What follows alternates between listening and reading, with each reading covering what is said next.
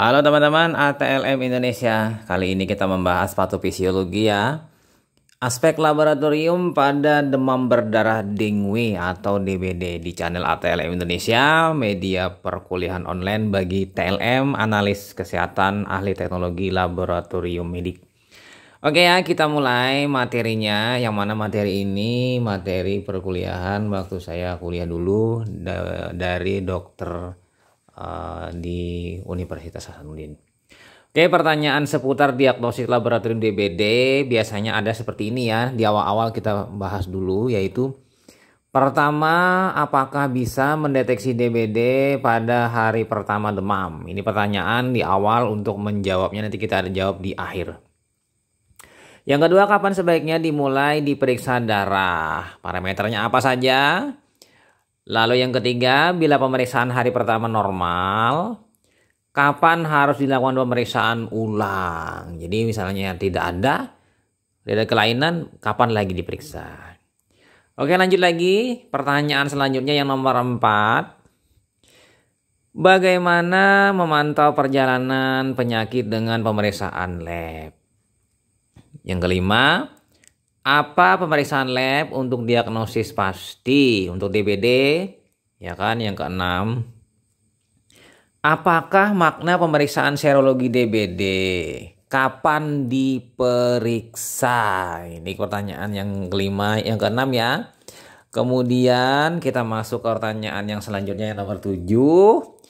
Bagaimana deteksi keadaan yang memburuk? Jadi ada sebanyak 7 pertanyaan. Dari 7 pertanyaan ini kita lihat secara materi. Nanti akan di akhir materi nanti kita bisa menjawab 7 pertanyaan tersebut. Oke, langsung saja kita masuk ke demam dengue dan demam berdarah dengue. Jadi demam akibat dengue dan demam disertai dengan perdarahan pada kasus dengue. DD atau demam dengue dan DBD demam berdarah dengue merupakan salah satu penyakit yang sering menimbulkan wabah di dunia, meliputi negara tropis ya, terutama di Asia Tenggara. Asia Tenggara salah satunya kita di Indonesia, dan di Indonesia cukup luas ya penyakit ini menyebar mulai dari Pulau Sumatera, Pulau Jawa, Pulau Kalimantan, Pulau Sulawesi, Bali, Nusa Tenggara, Maluku hingga ke Papua. Nah, insiden di dunia per tahun untuk DBD yaitu 50 sampai 100 juta kasus. Sementara DBD 250 sampai dengan 500.000 kasus. Jadi jelas di sini DBD lebih banyak, kurang lebih 5 kali ketimbang DD. Nah, sementara untuk 90% kasus dari DBD tadi adalah anak umur 5-14 tahun. Jadi rentan sekali. Ini terkait dengan sifat anak-anak yang tidur pada saat pagi hari dan sore hari. Yang mana pagi dan sore hari ini aktivitas nyamuk Aedes ya, Aedes aegypti atau Aedes albopictus itu di jam-jam itu. Jadi pada anak-anak ya. Kemudian angka kematian 5%, ya kurang lebih 25.000 kasus. Sementara di Indonesia, jumlah kasus dengue telah meningkat 3-5 tahun terakhir ini di wilayah hiperendemik. Dan ini menjadi penyakit tahunan ya di musim hujan biasanya. Karena terkait dengan perindukan nyamuk yang pada saat menggunakan air hujan sebagai untuk siklus hidupnya mulai dari bertelur hingga menjadi nyamuk dewasa. Oke, kita masuk ke demam dengue. Nah, ini disebabkan oleh virus dengue, genusnya Flavivirus, familinya Flaviviridae. Serotipnya ada 4 ya, DEN1, DEN2, DEN3, dan DEN4. Nah, ini masing-masing DEN ini memiliki karakteristik nanti berbeda dalam hal infeksi, dan terjadi nanti reaksi, diduga ya reaksi beratnya dengue yang kedua atau demam berdarah DBD itu dimulai dari dengue klasik ya, masuk ke DBD atau dengue shock syndrome itu karena virus yang pertama menginfeksi yang misalnya varietas DEN1, lalu membentuk antibodi. Nah, antibodi ini bereaksi dengan misalnya DEN3 yang menginfeksi kemudian, sehingga terjadi kompleks imun yang menyebabkan terjadinya banyak kerusakan jaringan ya. Nah, virus dengue itu sebenarnya adalah arbovirus, arthropod virus. Jadi virus yang ditularkan melalui gigitan arthropoda. Di sini adalah yang paling utama adalah nyamuk, lalat, caplak dan lain-lain. Tapi di sini yang paling utama adalah nyamuk, dan nyamuk ini juga selektif. Arahnya adalah ke arah nyamuk Aedes aegypti yang paling utama, walaupun juga mungkin Aedes albopictus. Nah, vektor DBD ini biasanya ciri khasnya si Aedes ini badannya berbintik putih ya. Jadi hitam putih. Beda dengan nyamuk yang lain. Nah, kita bisa melihat nyamuknya sebagai berikut. Aedes aegypti. Jadi Aedes aegypti ini adalah vektor utamanya. Di samping nanti Aedes albopictus. Nah, oke ya itu. Nah, kita bisa melihat di sini jentiknya. Jentiknya ini memiliki sifon ya, sifonnya yang panjang lurus. Tempat si jentiknya bernapas, jadi menggantung. Oke, lanjut lagi kita masuk ke selanjutnya, manifestasi klinis. Akibat yang terjadi oleh infeksi demam berdarah dengue atau DBD atau DD itu gejala yang terjadi itu bervariasi pada tiap individu. Jadi mulai dari ringan hingga berat. Demam dengue itu dibedakan atas demam dengue klasik atau dengue klasik ya DD, dan demam dengue berat atau ini adalah demam berdarah dengue. Nanti kelanjutan dari demam berdarah dengue ini nanti dengue shock syndrome DSS. Nah, kita bisa melihat manifestasinya sebagai berikut sebagai gambarannya. Infeksi virus dengue dapat berupa asimptomatis, tidak bergejala, dan sintomatis, ada kelihatan gejalanya. Dan terbagi menjadi DBD dengan sindrom DD. Juga mungkin ada demam undiferensiasi, jadi sindrom viral tapi hanya demam-demam seperti itu saja, tidak berbeda ya, dan tidak bisa dibedakan. Nah, untuk sindrom DD itu bisa saja terjadi tanpa perdarahan atau dengan perdarahan tak biasanya. Jadi perdarahannya tidak biasa dan memang jarang. Sementara DBD itu pasti ada perdarahan dan mungkin ada shock atau juga tidak ada shock. Jadi shock sindrom ya. Nah, keduanya ini kita bisa membedakannya sebagai DD dan DBD. Jadi beda ya keduanya. Lanjut lagi kita ke demam berdarah dengue, ditandai apa saja? Demam akut yang pertama, kedua trombositopenia, trombosit di dalam darah itu menurun ya, di bawah dari normal. Perdarahan ringan hingga perdarahan berat. Jadi nanti ada peteki ya, peteki di seluruh tubuh. Mungkin pada saat dibendung kelihatan peteki, bahkan ada terjadi ekimosis. Jadi lebih besar daripada peteki itu ekimosis. Kemudian kebocoran plasma. Jadi plasma di dalam sirkulasi itu bocor. Akibat bocor tadi terjadilah hemokonsentrasi. Darah menjadi pekat. Diketahui dengan cara hemoglobin meningkat dan hematokrit meningkat. Kemudian terjadi efusi pleura. Pleura mengalami efusi ya. Lalu hipoalbuminemia. Jadi dalam darah itu nanti albuminnya mengalami penurunan. Oke ya, jadi setidaknya kita bisa melihat di situ secara umum ditandai dengan beberapa hal terjadi penanda dari demam berdarah dengue. Nah, secara diagnosis DBD menurut kriteria WHO tahun 99 itu secara klinis kita bisa melihat di sini. Yang pertama, demam tinggi mendadak selama 2-7 hari. Yang kedua, manifestasi perdarahan minimal dengan tes tourniquet berupa positif ya kan, peteki, epitaksis, hematemesis. Ini perdarahan ya sampai muntah darah mungkin atau mengalami mimisan ya, dan lain-lain. Kemudian ada hepatomegali, jadi hepar mengalami pembesaran, tanda-tanda shock terjadi berupa nadinya kecil dan cepat. Jadi kecil dan cepat ya nadi pembuluh darah. Hipotensi, tekanan darah itu rendah, tensinya, gejala ada gelisah, lalu akral dingin, jadi kalau disentuh itu dingin.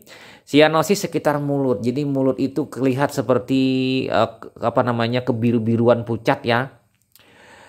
Lalu kita pindah, masuk lagi di laboratoriumnya bagaimana. Laboratorium ini pasti penanda khasnya adalah hemokonsentrasi, yaitu hematokrit fase akut meningkat di atas 20% dibandingkan fase konvalesen. Jadi di fase akut nanti meningkat ya hematokrit. Nanti kalau sudah fase penyembuhan maka akan mengalami penurunan ya. Jadi selisihnya 20%. Mengapa mengalami penurunan di konvalesen? Karena di konvalesen ini selain proses penyembuhan juga dibantu oleh pemberian terapi cairan infus sehingga terjadilah hidrasi pada darah sehingga hemokonsentrasi dapat dikurangi. Kemudian gejala yang paling khas yang kedua secara laboratorium adalah trombositopenia. Nah, tanda-tanda yang paling penting di sini, trombositopenia di bawah 100.000 sel per milimeter kubik atau per mikroliter. Jadi dua tanda laboratorium ini sudah bisa menegakkan diagnosis demam berdarah dengue. Lalu diagnosis DBD atau SSD ditegakkan bila ditemukan minimal 2 gejala umum, gejala yang di awal tadi ditambah 2 kelainan lab. Jadi misalnya gejalanya tadi misalnya adanya PTQ positif, epitaksis, demam, ya kan, sianosis ditambah dengan hemokonsentrasi dan trombositopenia, ini sudah yakin ini adalah demam berdarah dengue. Nah, kita pindah ya teman-teman ke menurut WHO beratnya demam berdarah dengue DBD dikelompokkan menjadi 4 derajat. Derajat 1 demam tanpa gejala khas plus tes tourniquetnya positif. Jadi ini lumayan yang derajatnya ringan tapi juga si pasien klinisnya secara kita lihat tidak mengalami gejala yang berat. Derajat 2 yaitu derajat 1 ditambah dengan manifestasi perdarahan. Nah, ini ditambah nanti adanya perdarahan. Misalnya mimisan pada hidung. Kemudian derajat 3 yaitu derajat 2 ditambah hipotensi. Ya kan? Nah, ini grade-nya ya, grade 3 nih dia mengalami tensinya rendah. Shock dia ya. Tapi belum masuk ke arah shock. Nah, kemudian derajat 4, derajat 3 ditambah shock. Jadi ada dengue shock syndrome. Jadi DSS atau SSD. Nah, untuk shock dan perdarahan itu bila keduanya itu didapatkan pada pasien, terutama pada pasien anak, maka mungkin ini adalah menjadi penyebab kematian yang banyak ya yang terjadi dan mungkin kasusnya meninggal ini karena 2 hal ini yang tidak mampu tertolong pada si pasien. Oke, kita pindah. Ini the spectrum of dengue hemorrhagic fever, ya kan, ada fever positive tourniquet, jadi demam positive tourniquet ya, dengue infection, kemudian peningkatan permeabilitas vaskular ya. Ditandai nanti dengan plasma yang mengalami penurunan ya, kebocoran sehingga terjadi hipovolemia. Ya, kemudian ada hepatomegali dan trombositopenia. Nah, untuk positive tourniquet ini merupakan perdarahan, manifestasi perdarahan yang lain. Jadi kenaikan hematokrit ini dapat terjadi dengan volume plasma yang mengalami kebocoran. Jadi eosinophilura hipoproteinemia seperti yang disebutkan tadi ya ini. Dan dari hipovolemia ini bisa terjadi shock. Nah, di sini bisa menyebabkan kematian. Sementara kalau trombositopenia ini kegagalan dalam hal koagulasi. Jadi terjadi koagulopati karena trombosit dikonsumsi dalam jumlah besar. Mungkin saja terjadi DIC, disseminated intravascular coagulation, dan terjadi perdarahan yang lumayan besar ya, yang luas ya, yang lumayan, yang banyak, severe bleeding, terjadilah kematian. Karena di sini kita bisa melihat, dari sini kita bisa membagi menjadi 4 grade. Grade 1, grade 2, grade 3, dan grade 4. Ini sebagai ringkasan tadi yang kita bahas sebelumnya. Nah, kemudian untuk diagnosis banding bagaimana? Ya, ini kita lihat ya.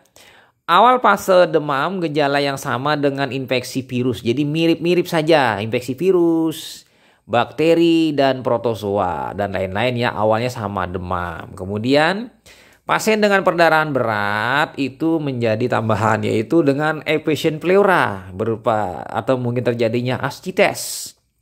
Atau juga ditambah dengan yang lain yaitu hipoproteinemia. Apabila keduanya ini dapat terjadi bersama-sama, mungkin saja terjadi shock hipovolemik yang mana ini membuktikan bahwa terjadinya perembesan plasma atau kebocoran plasma ke dalam jaringan.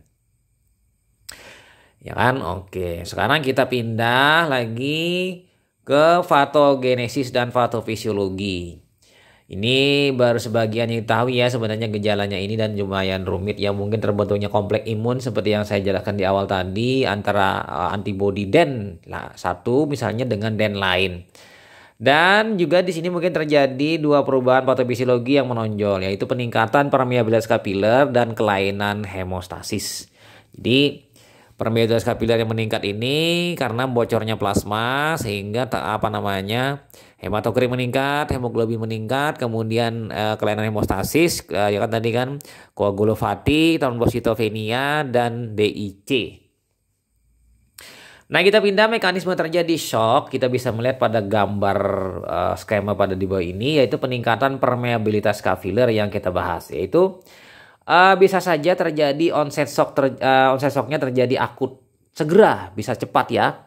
Jadi hematokrit meningkat tajam, akibatnya kan hematokrit meningkat ini berarti plasma berkurang volumenya. Lolosnya plasma ke dalam keluar ya melalui endotel ke ruang ekstravaskuler. Jadi dari endotel pembuluh darah kemudian masuk ke dalam jaringan.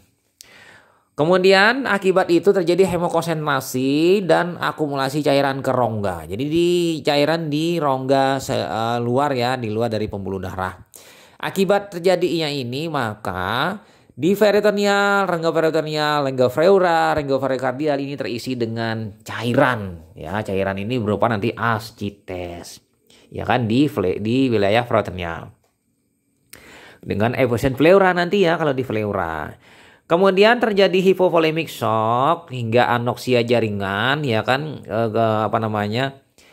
yang berakibat juga di situ selain terjadinya kedua ini maka terjadi asitosis metabolik lalu terjadi kematian. Nah, ini kita bisa melihat dari tahapan-tahapannya dari fase demam kemudian 24 sampai 48 jam hingga fase shock. Jadi kalau tidak segera ditolong dengan cepat si pasiennya ini dikhawatirkan pasiennya ini cepat sekali atau dalam hitungan beberapa hari kemungkinan bisa meninggal dunia.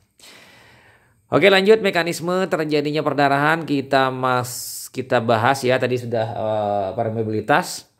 Nah, kelainan hemostasis ini terjadi karena manifestasi perdarahan pada demam berdarah. Mengapa bisa terjadi? Karena pertama dua hal. Pertama faktor vaskuler yaitu trombositopenia, ya kan dua faktor vaskulernya trombositopenia. Keduanya ini dapat dibuktikan dengan VTQ epistaxis ekimosis. Jadi perdarahan-perdarahan di permukaan kulit hingga pasiennya mengalami mungkin mimisan hingga muntah darah. Nah, sementara yang kasus yang kedua yaitu trombositopenia dan defek koagulasi. Jadi di sini ada mengalami kerusakan atau mengalami konsumsi faktor-faktor pembekuan darah yang berlebihan yang berakibat nanti DIC, disseminated intravascular coagulation, terjadi perdarahan masif. Karena itu kita bisa melihat mengujinya dari APTT dan PT yang memanjang, kemudian faktor 2, 5, 7, 9, 10 fibrinogen mengalami penurunan drastis di dalam tubuh. Ini adalah hal-hal yang penting pada kasus infeksi demam berdarah dengue ini dari segi laboratorium. Nah, kita lanjut lagi teman-teman, masih semangat di channel ATM Indonesia. Nah, untuk DIC ini mungkin terjadi karena aktivasi hemostasis. Jadi aktivasi faktor-faktor pembekuan darah. Jadi berupa aktivasi trombosit, kemudian aktivasi koagulasi, fibrinolisis, jadi terjadi koagulasi dalam sirkulasi ya yang meluas. Kemudian monogen mengalami konsumsi berlebihan, terjadi fibrinolisis. Lalu trombosis mikrovaskular. Jadi ada sumbatan di bagian sirkulasi kecil ya, secara menyeluruh. Ini karena konsumsi trombosit dan faktor koagulasi yang berlebihan. Akibatnya terjadi kegagalan multi organ dan perdarahan di seluruh tubuh. Nah, kita bisa melihat di sini DIC ini secara laboratorium kita bisa melihat dengan bantuan aktivasi koagulasi yang ditujukan dengan F1 dengan F2 protombin dan adanya konsumsi D-dimer. Pembentukan D-dimer ya yang banyak. Jadi di sini kita melihatnya dengan melakukan pemeriksaan mungkin titer fibrinogren, APTT, PT, D-dimer ya. Hitung trombosit untuk melihat adanya kasus DIC. Nah, untuk diagnosis laboratorium bagaimana? Nah, ini diagnosis laboratorium. Manifestasi klinis infeksi dengue luas itu ya sulit untuk menegakkan diagnosis klinis. Jadi dibantu dengan pemeriksaan laboratorium. Bagaimana? Jadi laboratorium mampu memberikan bantuan untuk menunjang diagnosis demam berdarah dengue. Bagaimana caranya? Yang pertama, laboratorium secara spesifik yaitu identifikasi virus berupa isolasi virus atau partikelnya. Ini secara virologi. Jadi virusnya kita isolasi dari pasien. Yang kedua, pemeriksaan serologi ini secara tidak langsung yaitu dengan mendeteksi antibodi dengue dalam serum. Jadi kita mendeteksi IgG dan IgM pada fase akut atau mungkin pada fase konvalesen. Kemudian deteksi antigen virus atau RNA dalam jaringan atau serum. Misalnya kita menggunakan NS1 non struktural ya kan. Jadi kita di sini dengan NS1 kita bisa mendeteksi antigen virus. Jadi nanti bisa mendeteksi antibodi dan antigen. Nah, sementara untuk laboratorium tidak spesifik, ini tidak terkait dengan virus dan antibodi, yaitu kita menghitung limfosit atipik, hitung trombosit, hematokrit, hitung leukosit, albumin dalam darah, fungsi hati ya kan, kemudian D-dimer, urinalisis dan analisis feses. Jadi di sini kita bisa melihat nanti adanya gangguan-gangguan. Misalnya di dalam feses misalnya ada perdarahan misalnya. Kemudian D-dimer mengalami peningkatan, kemudian fungsi hati mengalami gangguan hati mungkin karena mungkin akan terjadi gangguan pada enzim AST/ALT. Albumin tadi kan mengalami penurunan. Sementara untuk hitung leukosit mungkin normal atau rendah, hematokrit meningkat, trombosit menurun ya, trombositopenia dan ditemukan limfosit atipik, limfosit yang tidak khas. Ini adalah limfosit dengan berbagai tingkat mitosis ya, yang ditemukan dengan kelihatan lebih warnanya plasmanya lebih biru. Jadi nanti mungkin kita melihat di sini adalah limfosit plasma biru atau LPB. Oke ya, kita pindah lagi masih di demam berdarah dengue untuk pemeriksaan laboratorium ya. Secara jelas sudah kita bahas. Kemudian kelainan laboratorium pada DBD sebagai berikut. Pertama, trombositopenia ya kan. Ini paling sering ditemukan dan biasanya di hari ketiga dan keempat. Sementara hemokonsentrasi juga dapat terjadi ya. Sama saja dan hitung trombosit itu di bawah dari 100.000 per mikroliter. Jadi dua hal ini yang penting sebagai kelainan laboratorium pada DBD. Jadi beratnya hemokonsentrasi itu secara langsung atau tidak langsung kita mengatakan itu menandakan beratnya shock yang terjadi pada pasien. Sementara hipoalbuminemia ini adalah membuktikan akibat kebocoran plasma dan mungkin juga terjadi kenaikan serum transaminase AST dan ALT. Sementara kalau secara hemostasis PT dan APTT memanjang. Kemudian penurunan kadar faktor 2, 5, 9 dan 11. Ini bisa berisiko terhadap perdarahan. Jadi faktor-faktor hemofilia ya juga mengalami penurunan nih, faktor 9 dan faktor 11. Faktor fibrinogen ya kan. Kemudian hipofibrinogénemia. Jadi dalam darah ini fibrinogen rendah. Ini bisa dibuktikan dengan mengukur titer fibrinogen dan peningkatan fibrin degradation product FDV. Jadi di sini keduanya ini ditemukan selama fase hipovolemik. Nah, kita pindah lanjut ke trombositopenia, trombosit yang mengalami penurunan. Jadi trombosit di fase demam mulai menurun ya teman-teman. Jadi mulai menurun di fase demam. Jadi progresif ya. Kemudian fase shock mencapai puncak terendah. Jadi misalnya 80.000, 90.000, nanti begitu pindah ke fase shock mungkin jadi 20.000 misalnya. Jadi 80.000 misalnya 70, 40, 20 ya kan 20.000. Dan fase konvalesen meningkat cepat. Jadi nanti seperti pelana kuda. Jadi kondisinya normal turun kemudian naik ke atas lagi. Dan nanti pada saat penyembuhan dia kembali normal lagi ya di atas 100.000. Mungkin 150.000 atau 200.000 sudah aman pasiennya tadi rawat jalan saja setelah mengalami penyembuhan. Jadi kalau sudah 200.000 trombosinya atau 150.000 sudah mulai aman sehingga boleh pulang kalau sudah dirawat beberapa hari. Kemudian lagi dalam 7-10 hari setelah onset sakit itu normal ya, akan kembali normal. Jadi normalnya sekitar 1 minggu setelah onset sakitnya terlihat. Sementara DD ya kan diagnosa bandingnya yaitu pada congenital trombositopenia dan acquired trombositopenia. Jadi dua hal ini yang mirip ya, sama-sama trombositopenia tapi harus bisa dibedakan keduanya. Kemudian lagi kita melihat di sini mengenai gambaran trombosit. Nah, trombosit pada gambar normal dia ukurannya cukup besar ya. Kemudian di lapangan pandang itu kita bisa melihat ada 6 ya, yang pertama 6 itu mewakili satu bijinya itu mewakili 20.000, berarti 6 kali 20 120.000 sel per milimeter kubik darah. Sementara yang di gambar yang sebelahnya itu normal ada 1, 2, 3, 4, 5, 6, 7, 8, 9 trombosit.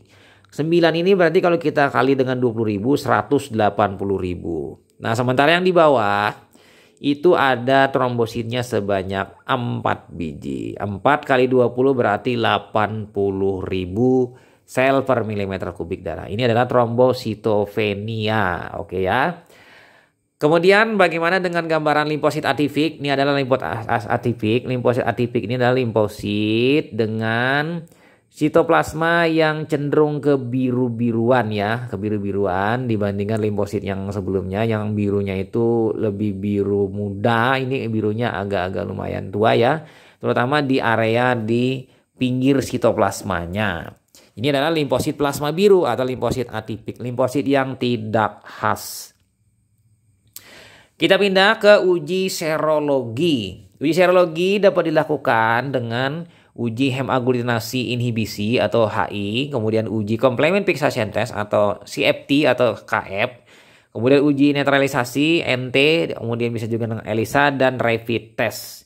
Cuma untuk uji yang paling nyaman adalah dengan rapid test. Nah, kita bisa melihat dari uji serologi sebagai berikut. Gambaran untuk antibodi NT netralisasi itu adalah NT kita bisa melihat di sekitar di atas 5 hari ya. Dia akan mengalami peningkatan ya kan dan turun perlahan-lahan ya kan. Dia di puncaknya di sekitar di 9 harian. Sementara untuk HI ya kan, HI hemaglutinasi hemaglutinasi inhibisi HI ya. Itu di warnanya hijau. Oke ya. Kemudian KF itu yang mana ini? CF, complement fixation test, itu warnanya oranye coklat. Dan viremia itu yang berwarna merah. Artinya banyak ditemukan virus di dalam darah atau dalam sirkulasi darah ya. Viremia di awal-awal. Ini kita bisa lihat titernya, peningkatannya serta harinya hingga di situ 2 tahun untuk waktu timeline-nya. Nah, kita masuk ke uji hemaglutinasi inhibisi atau HI. Uji serologi rutin yang paling sering digunakan dipakai sebagai baku emas uji infeksi dengue. Jadi tes sifatnya sensitif, mudah dilakukan, perlengkapannya sederhana. Hasilnya dapat dipercaya. Antibodi HI timbul setelah 5-6 hari. Dan dibutuhkan 2 spesimen, yaitu spesimen fase akut dan fase konvalesen. Yaitu 1-2 minggu setelah spesimen 1 diperiksa. Jadi ada 2 kali pemeriksaan. Nah, kita pindah lanjut lagi ke infeksi primer atau sekunder. Studi epidemiologi di Asia Tenggara menunjukkan bahwa DBD atau DSS banyak terjadi selama infeksi sekunder. Jadi infeksi sekunder adalah infeksi yang kedua. Yang primer itu adalah terinfeksi, kemudian mungkin mengalami dengue klasik, terbentuk antibodi. Nah, infeksi yang kedua nanti yang akan datang itulah yang disebut dengan infeksi sekunder. Jadi oleh virus serotip berbeda terhadap virus yang menyebabkan infeksi primer. Jadi di sini infeksi pertama misalnya DEN2, lalu sembuh, kemudian membentuk antibodi terhadap DEN2, lalu masuk virus DEN3. Maka akan terjadi reaksi antara antibodi DEN2 dengan virus DEN3 ya serotipnya, sehingga ini akan terjadi yang cukup berat gejalanya. Ini pada sebuah penelitian ya di sini pathogenesis of dengue Challenger Room Molecular Biology. Nah, kita pindah yang kedua, suatu infeksi DHF atau DSS, dengue hemorrhagic fever, dengue shock syndrome yang lebih tinggi pada infeksi sekunder juga telah diobservasi selama kejadian epidemis di Kuba. Ini penelitian hemorrhagic dengue in Cuba, history of an epidemic, ya kan? Kita pindah lagi. Masih di demam berdarah dengue, infeksi primer atau sekunder. DHF atau DSS kadang-kadang terjadi selama infeksi primer pada bayi umur 6-12 bulan. Jadi bayi terpapar virus dengue ya untuk pertama kalinya. Yang lahir dengan antibodi dengue positif berasal dari ibunya. Itu bisa dapat terjadi. Ibunya memberi antibodi, kemudian si bayi ini kena.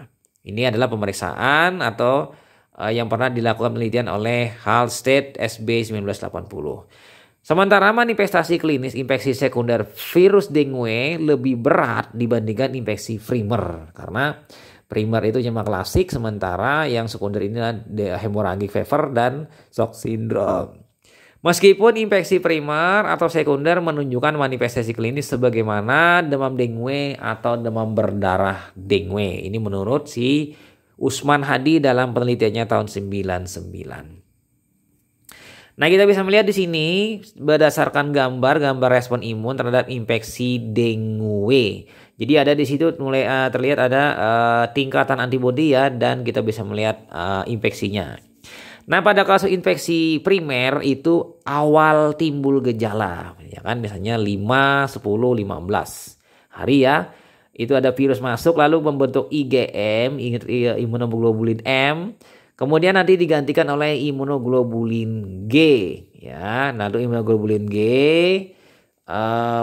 imunoglobulin M menurun, imunoglobulin G meningkat, lalu menurun lagi. Sembuh ya. Nanti masuk lagi virus setelah beberapa sekian waktu, misalnya 2 tahun atau 3 tahun kemudian misalnya. Timbul gejala atau infeksi sekunder, ya kan? Nah, di sini maka segera dibentuk IgG yang mana IgG yang sebelumnya sudah ada memorinya oleh limfosit B ya, melonjak tinggi titer antibodinya. Juga nanti IgM juga mengalami peningkatan yang cukup ya, yang kecil, beda dengan IgG yang sangat tinggi. Ini pada gambar berikut ini ya. Oke, lanjut kita masuk ke infeksi primer. IgM anti dengue itu muncul 3-5 hari setelah timbulnya demam. Jadi 3-5 hari IgM ya. Meningkat tajam 1-3 minggu. Bertahan selama 30-90 hari. Beberapa kasus ada yang masih dapat dideteksi hingga 8 bulan. Cukup fantastis ya, lama sekali 8 bulan. Sementara IgG ya kan, gamma tadi yang awal tadi Mu, yang sekarang ini yang gamma. IgG anti dengue muncul 2 minggu sesudah infeksi. Titer IgG ini meningkat amat cepat, lalu menurun secara lambat dalam waktu yang lama dan biasanya bertahan seumur hidup. Jadi IgG sebagai antibodi yang menjadi antibodi penunggu ya, dengan kadar terendah nanti bila setelah pasiennya mengalami penyembuhan dan ada bertahan seumur hidup. Nanti IgG ini akan meningkat lagi bila terinfeksi kembali. Nah, kita masuk pindah ke infeksi sekunder. Second ya, IgG anti dengue itu hari kedua sudah meningkat tajam, kemudian akan diikuti dengan timbulnya IgM anti dengue. Seperti gambar tadi ya, ini penjelasannya. IgM anti dengue dapat tidak terdeteksi pada 5 hari sejak infeksi timbul. Bahkan pada beberapa kasus ya tidak menunjukkan suatu respon sampai hari ke-20. Jadi di sini IgG yang biasanya meningkat. IgM itu bisa meningkat bisa tidak. Jadi ini tidak wajib yang IgM-nya meningkat. Jadi ada yang tidak ditemukan, ada yang ditemukan. Oke, kita pindah uji dengue rapid. Jadi pemeriksaannya rapid ya. Kelebihan lain dari dengue rapid ini, serumnya bisa menggunakan serum tunggal, cepat pelaksanaannya, sederhana, artinya menggunakan alat-alat yang sedikit ya. Kemudian kemasan tunggal dapat dilakukan di mana saja, kapan saja, karena ini menggunakan sistem card. Kemudian harga lebih murah dibandingkan tes ELISA. Jadi ELISA ini lebih sulit dan menggunakan instrumen khusus. Sementara untuk kekurangan uji dengue rapid itu karena dua hal. Harga lebih mahal dibandingkan tes HI, ya kan, HI yang paling nyaman. Kemudian kurang spesifik terhadap infeksi flavivirus lain. Jadi ada mungkin crosslink, mengalami reaksi silang dengan virus lain. Kemudian kita melihat prinsipnya ICT, immunochromatography test dengan rapid ya, metodenya capture immunochromatography dengue rapid test. Kita bisa melihat di sini berdasarkan skema. Dimulai lagi dengan adanya anti-human IgG dan IgM pada membran. Itu ada ya. Kemudian di situ ada antibodi IgG dan IgM dalam serum pasien. Jadi IgG itu yang berwarna merah, pink. Hijau itu adalah yang berwarna untuk IgM. Jadi hijau itu dia pentamer, sementara IgG itu adalah monomer. Ya, struktur antibodinya. Lalu nanti dia akan terjadi berikatan dengan antigen dengue rekombinan DEN 1, 2, 3, 4 yang disiapkan ya. Terjadi ikatan antigen antibodi dan nanti juga berikatan dengan antibodi. Ini adalah konjugat antibody gold label. Jadi anti dengue monoklonal yang dilapisi dengan suatu konjugat ya, konjugat yang mana nanti enzim ini akan menghidrolisis substrat apabila terjadi ikatan yang terjadi seperti pada gambar. Jadi yang di zona tes itu adalah yang warna biru. Biru tadi akan berikatan nanti dengan yang warna pink atau hijau, tergantung zonanya nanti ya di G atau M. Lalu akan berikatan dengan antigen dengue. Lalu berikatan lagi dengan anti dengue monoklonal konjugat. Nah, kemudian terjadilah hemolisis substrat, terbentuklah warna atau garis merah ungu pada zona tes. Nah, untuk melihat zona tesnya pada kartnya kita bisa melihat sebagai berikut. Interpretasi hasil pengujian rapid test. Jadi ada dengue primer itu terjadi bila positif di M dan C saja. Sementara dengue sekunder itu di IgG dan IgM beserta kontrol. Sementara untuk dengue sekunder diduga itu adalah hanya di G dan C. Sementara kalau tidak ada terinfeksi atau tidak ada membentuk antibodi, maka negatif hanya di C saja interpretasinya. Jadi kita bisa melihat di sini diferensiasi dengue primer, dengue sekunder, dan dengue sekunder dugaan. Nah, ini diperkuat uji rapid ini dengan hasil penelitian dengue rapid trip test Panbio VTY Ltd. Ada penelitinya ya, ada peneliti, kemudian sensitivitas diagnosis dan spesifisitas diagnostik. Jadi ini penting ya. sensitivitas itu memberi hasil positif pada orang sakit, sementara spesifisitas memberi hasil negatif pada orang sehat. Jadi di sini penting untuk pemetaan dari epidemiologinya. Jadi Kurzabo et al. Itu mengatakan sensitivitas diagnosisnya 99%. Berarti melesetnya 1% ya. Dari 149 pasien yang positif, ya kan, positif ya, dari 150 orang pasien. Jadi 150 orang, satu saja yang meleset. Sementara spesifisitasnya 87%. Itu berarti 98 yang diperiksa, 84 yang memberi hasil ya, memberi hasil negatif pada orang sehat. Jadi lumayan ya di sini. Kemudian Nuriati S itu 97,36%, jadi 37 yang positif. Sementara untuk spesifisitasnya 84,38%, yaitu 27/32. Kemudian lagi kita bisa melihat di sini Ariati et al.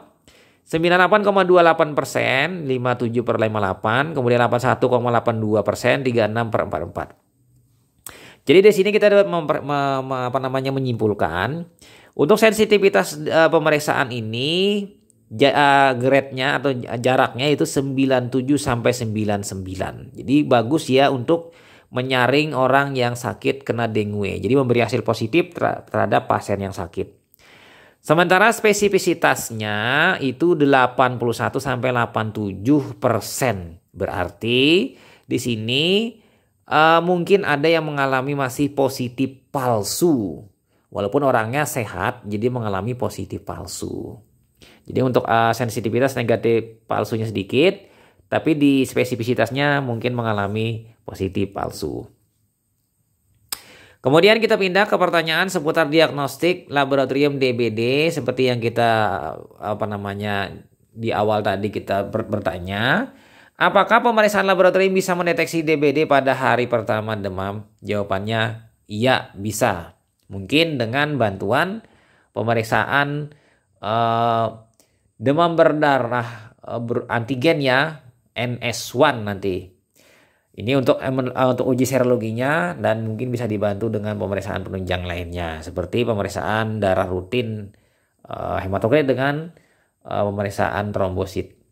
Kapan sebaiknya mulai diperiksa darah untuk parameternya bagaimana? Nah, ini hari pertama darah rutin, jadi nanti akan mengalami perubahan ya, nanti kita bisa melihat hemoglobin, hematokrit, leukosit, dan trombosit. Sementara hari selanjutnya, hari ketiga bisa kita lakukan parameternya darah rutin. Nanti trombositnya mengalami penurunan, hematokrit mengalami kenaikan, dan limfosit atipik ditemukan. Kemudian bila pemeriksaan hari pertama normal, ya kan pertanyaannya apabila normal, kapan harus dilakukan pemeriksaan ulang? Ini menjadi sebuah pertanyaan. Jadi jawabannya, lihat klinis si pasien tadi dulu. Kemudian bila positif klinisnya sebaiknya 24 jam dilakukan pengulangan pemeriksaan. Oke, kita pindah lagi, lanjut ke pertanyaan selanjutnya. Bagaimana memantau perjalanan penyakit dengan pemeriksaan lab? Jadi di sini lihat hari sejak mulai demam. Itu pertama, kedua sesuaikan pemeriksaan lab dan kemampuan dan keterbatasannya. Apakah dia pemeriksaannya mampu lebih bagus lagi atau cuma pemeriksaan sederhana. Ya kan? Kemudian periksa darah rutin, serologi, albumin, dan fungsi dari hati, ya kan? Kemudian pertanyaannya, apa pemeriksaan lab untuk diagnosis pastinya? Jadi kita bisa menggunakan virologi dan PCR, walaupun juga bisa diwakilkan nanti tidak memiliki keduanya ini diwakilkan dengan mungkin pemeriksaan NS1 ya. Kemudian masuk kita ke pertanyaan selanjutnya. Apakah makna pemeriksaan serologi DBD? Jadi di sini mengetahui infeksi primer dan sekunder. Lalu kapan sebaiknya diperiksa? Jadi hari ke-4 dan 5 pasiennya mengalami demam. Lalu pertanyaan selanjutnya, bagaimana deteksi keadaan yang memburuk? Jadi kita periksa dengan bantuan darah rutin. Memburuk itu bila trombositnya sangat rendah sekali, ya kan, progresif sekali rendahnya. mungkin ya kan bisa sampai mencapai trombositnya tadi di bawah dari 100.000, 20.000 ya yang paling berat. Kemudian hematokrit naik, HB juga naik. Jadi duanya bersamaan. Kemudian tanda perdarahan itu bisa kita melihat dengan pemeriksaan hemostasis. Kemudian ada terjadi hematuria, berarti di dalam urin ya terjadi perdarahan, ada bukan darah. Kemudian PT memanjang, APTT memanjang, ya kan, hiperfibrinogen juga mengalami penurunan. Kemudian D-dimer mengalami peningkatan ya, atau positif di sini. Jadi tinggal kita periksa D-dimer. Kemudian untuk kimia darah kita periksa albumin. Albumin mengalami penurunan. AST ALT mengalami kenaikan ya keduanya. Karena ini terkait dengan fungsi dari hati ya. Oke. Kemudian di sini follow up ya, di follow up setiap 6 jam, 12 jam dan 24 jam. Ini terutama yang dipantau pemeriksaan trombosit dan hematokrit, karena menggunakan hematologi analyzer jadi lebih nyaman dan lebih mudah pemeriksaannya dan lebih teliti. Nah oke ya, kita bisa melihat di sini pemeriksaan laboratorium demam berdarah dengue pada tabel berikut ini. Jadi bisa melihat di sini ya, pastinya hari ke-1 hari kedua pemeriksaannya hematologi dulu kita periksa. HB, hematokrit, leukosit, trombosit biasanya normal. Sementara di hari ketiga hematologinya hemoglobin, HB meningkat, hematokrit, hemokonsentrasi peningkatan di atas 20% ya kan. Leukosit bisa terjadi leukopenia yaitu, kemudian limfositosis relatif, jadi nanti terjadi kenaikan limfosit lebih dari 45% dari total leukosit ya. Limfosit plasma biru mungkin ditemukan di atas 15% dari total leukosit atau 4%, di atas 4% dari total limfosit. Nanti kita jadi melakukan penghitungan limfosit plasma biru. Sementara untuk hitung trombosit itu terjadi trombositopenia di bawah 100.000. Dan di sini kita bisa melihat penurunannya secara serial. Oke, penting di sini ya. Kemudian trombositnya ya kan kurang dari 2/100 eritrosit per LPB. Kita bila mau mengoreksinya, mau melihatnya di lapang pandang mikroskop di hapusan darah. Jadi kita bisa melihat minimal di 10 lapang pandang untuk memastikan trombositopenia di hapusan darah. Kita pindah lagi ke hari 4-7 hari untuk hematologi. Hemoglobin di sini kita periksa hematokrit, hitung leukosit, trombosit dan hapus darah tepi. Jadi di sini waspada DIC yaitu disseminated intramuscular coagulation, jadi koagulasi yang meluas, dengan cara memantau PT yang memanjang, APTT yang memanjang, D-dimer ya yang meningkat atau positif, atau fibrin monomernya yang positif. Fibrinogen mengalami penurunan. Sementara di situ diperlukan juga untuk pemeriksaan golongan darah dan uji cocok serasi, mungkin kalau apabila diperlukan adanya indikasi pemberian darah atau transfusi darah. Jadi pemberian prosen plasma itu perdarahan masif, APTT yang lebih dari 1 kali dari nilai normal kenaikannya, memanjangnya ya. Sementara trombosit itu bila perdarahan masif, jadi bisa diberikan FFP dan atau trombosit transfusinya. Sementara imunologi serologi itu adalah anti dengue, IgG, IgM. Nah di sini peningkatan IgM atau IgG. Jadi IgM plus IgG itu infeksi primer, IgM positif ya kan. Tadi yang positif IgM-nya saja ya. Kalau ini IgM, IgG itu infeksi sekunder, hanya IgG saja. Riwayat terpapar atau dugaan infeksi sekunder. Sementara negatif keduanya bukan infeksi flavivirus. Jadi kita harus mengulang 3-5 hari bila curiga. Sementara uji HI itu titernya lebih dari sama dengan 1/2560 pada infeksi sekunder flavivirus. Sementara untuk kimia, AST ALT mengalami peningkatan, albumin mengalami penurunan. Jadi di sini penting ya untuk menguji fungsi hati.